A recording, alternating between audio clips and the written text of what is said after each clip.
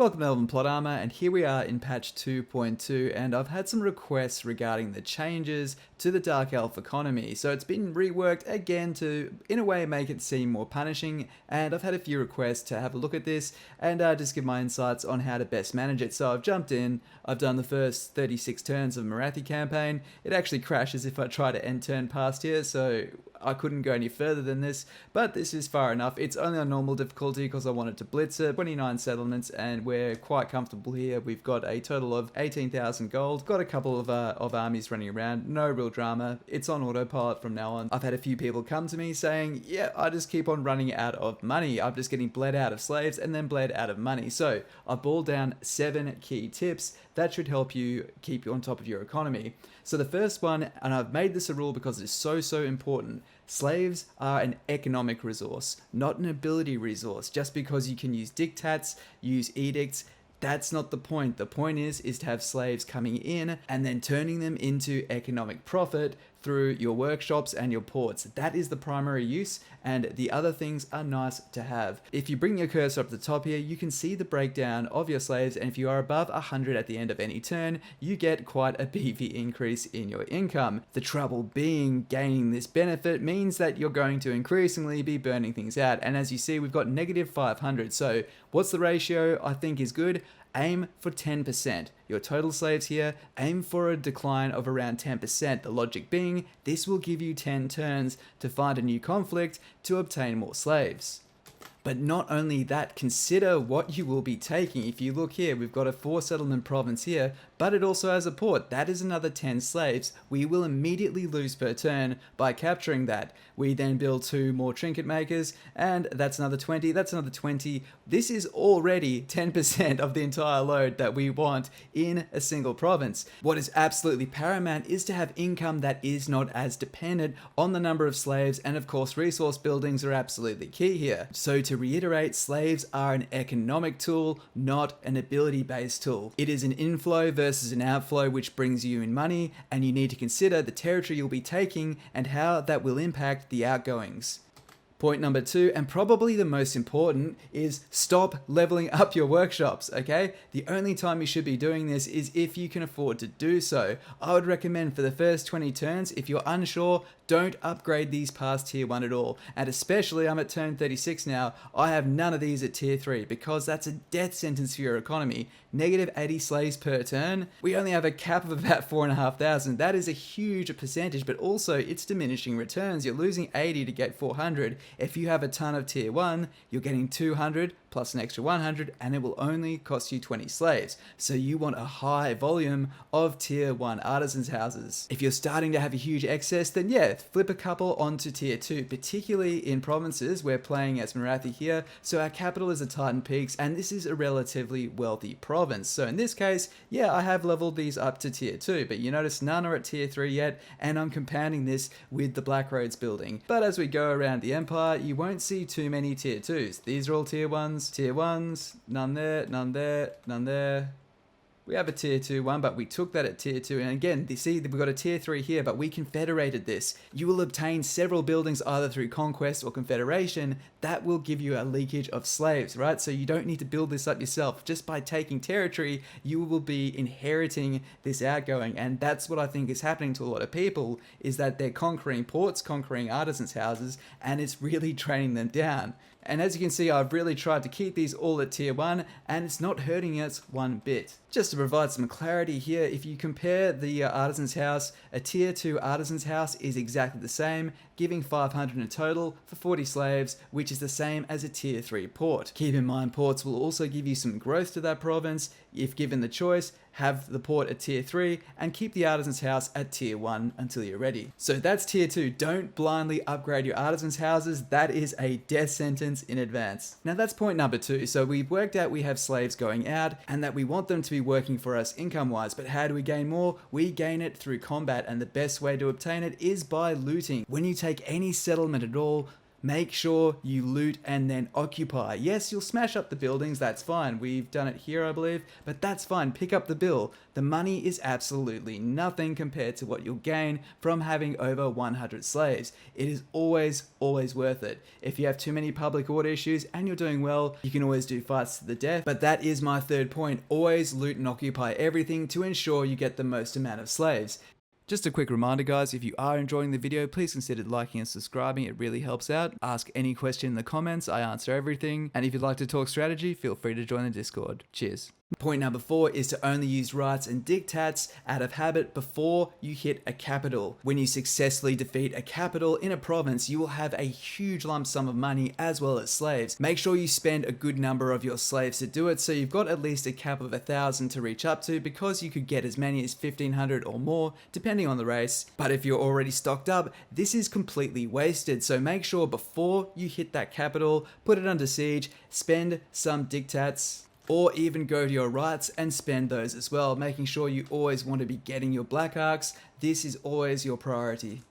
Other than that, it can be useful to use the diktat to increase the growth if it's a settlement where you really need to get it up to tier 3 to get walls on it to protect that frontier. But these are never worth sending yourself into the red for. Wait till you're built up quite high. If I knew I was going to attack a province with a capital this particular turn, this would be a great chance to hop around, maybe use a couple of these diktats and then loot and occupy. However, in this situation I don't need to, and we're still quite a way away from our cap, so I wouldn't just do it. So don't just spend rights, don't just spend diktats, but make sure you use them if you're at or near your cap before you hit a provincial capital. This is just a basic rule of thumb until you get your head around it, but if you follow this as a starting point, it should hopefully help you discover your own play. Point number 5, don't leave your growth edict on. I know it's tempting, right? We used to do this with all the factions in Warhammer 2, get the province and then flip on the growth edict. Why not? Well, I'll tell you why not.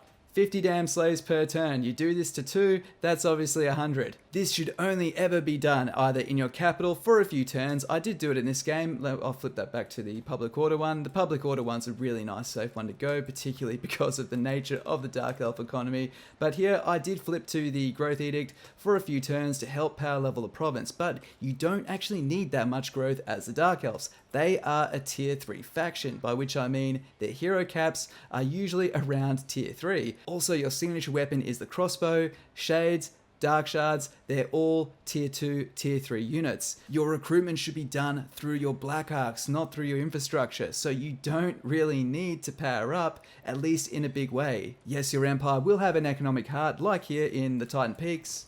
You might hold Hexuatl, you will have several places where you'll want to build them up quickly, maybe a dicey frontier where you want to get those walls. Here, well, we've done that right there. Because this settlement is exposed and I don't trust my neighbors at all, we did fast track this to get everything up to tier 3, to get walls on the vulnerable settlements, but that was only enough to get them to tier 3. Afterwards, we flip back to the control edict. The growth edict is a tool, just like diktats, just like rites. It is a tool to quickly grow a settlement in need. It is not the default choice anymore. Remember step 1, slaves are an economic tool, not an ability based tool. Tip number 6 is to avoid slave pens. Now, they're not terrible, and I usually recommend building the public order building of that faction in the capital, saving military buildings inside your black arcs, freeing up your minor settlements for economic or trade based buildings. Slave pens are an interesting building type. They do look quite tempting on the surface because they increase your slave cap as well as provide a few extra slaves. 10 slaves per turn isn't a lot, but I would still build this in some of your capitals. The tier 4 version will give you 40 slaves per turn, which offsets the cost of 2 workshops or a level 2 workshop. But here's the tip, you don't need these to increase your faction slave capacity. The faction capital will do this automatically. Getting one up to tier 5 will give you an extra 300, but in your conquest-oriented playstyle, which you will be doing as the Dark Elves, every faction capital will give you an increase in your slave capacity. Also note that your Black Arcs also provide extra slave capacity. This one's tier 3 and it's giving us an extra 400 capacity, so you don't necessarily need these, but it can actually help. So looking around here, I've only got 2 of these in my entire empire, and we've got a total of 10 provinces, and I've only built 2 of these. To give you some concept of just how little we actually do need these, you don't really want to be increasing your cap. You want to be burning out as many slaves as you're bringing in. Slaves that are sitting there aren't working for you, but the balancing act is making sure that rate is sustainable. Keep in mind that later in your campaign, you will have more Blackhawks and can go around raiding coastlines, topping up the number of slaves, and the more armies and Blackhawks you have, the easier things will get for you. So the tip is to avoid slave pens and don't use them as a means of increasing your supply. This is not a primary tool, don't get confused by that. Now finally, step 7, and that is to save money instead of making it. The cost reductions available to the Dark Elves are absolutely incredible, and if you're not using them, you're really missing out. You have all the same tools that everyone else has, being Quartermaster, Renowned and Feared, which also gives you more campaign movement. Always a good thing. Make sure that you've always got Dreaded Slaver on every single Lord, even casters, an extra 25%, even on Marathi. She has Dreaded Slaver because this is a non-negotiable on every single Lord. But how else can we save money? Well, building walls will prevent you needing to hire extra armies in the first place, but the easiest one is to get your Black Arcs and put your troops inside them. There is a huge upkeep reduction for your Black Arcs, and even upgrading their buildings alone will also give you further reductions to the units contained in them. It's always a great idea to build the tier 3 shade building because shades are your cornerstone in the late game. One of my signature ways of saving money with Black Arcs is to have them settled in port capitals. For example, here in Arnheim, this is the capital of this settlement. The revolts will always happen at the capital. By having a Black Arc stationed here, we can put enough troops here that will all level up, and this army's on the standby. If the pirates turn on us, we could send that over here. I don't have a Black Arc free, but if I did. And we're now housing the entire army for a fraction of the cost. When we get more Black Arcs, we can now have more armies at the fraction of the cost, as well as sending them out to start doing some raiding, bringing in more wealth, bringing in more slaves. But you don't actually need that much money for the Dark Elves. Your units aren't that expensive, and the majority of your power units are tier 2, tier 3 units.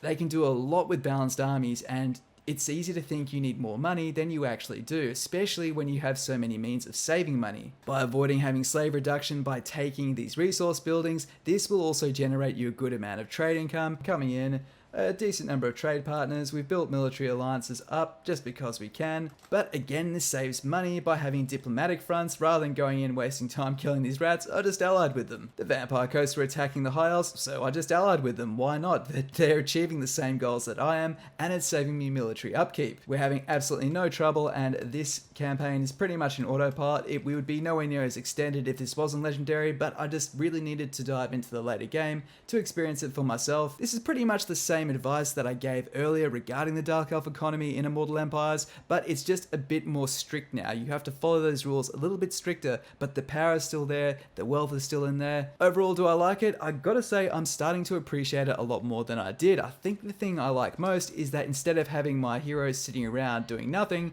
I'm now putting them in my armies, which is giving me a lot more fun and flavor on the battlefield. It also means I can send my assassins out to, do some assassinating. So is this better than the old system? I'm actually starting to come around to it. There's not a panel here, but we looked at that panel once every 20 turns. I'm consistently looking at this every single turn, looking at what's coming in, what's coming out, and always thinking where the next raid is. I love the fact that the lives just burn down with such disregard. It's so Dark Elf, so evil. I really do dig the lack of regard for life and the pursuit of profit. It really, really does fit the playstyle here, and I think it's not quite there, but I think they're definitely on the verge of something great, and one day we'll be free of visual bugs. But that's it for this video, and I really, really do hope this has helped people out. I do love the Dark Elves. They're still my second main faction. There's always way too much ruckus on Reddit and whatnot whenever there's a big change, but this really isn't that much of a big change. It's just more of a strict tightening around what's already there, but it is actually really engaging, and I guess I am enjoying it.